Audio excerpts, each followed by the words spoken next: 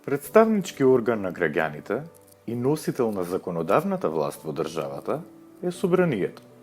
Уставно дефинираните надлежности на оваа институција се од највитално значење за државата. Во однос на овие надлежности, 2/3 од граѓаните препознаваат дека улогата на собранието е значителна во однос на политичкиот живот во државата.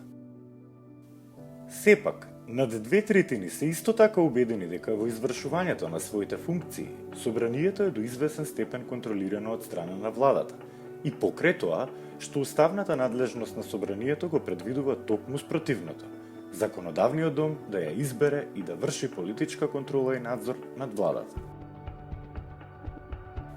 Иако е највисок представнички дом на граѓаните, над 70% од нив сметаат дека пратениците секогаш тргнуваат од своите лични или пак интересите на својата политичка партија.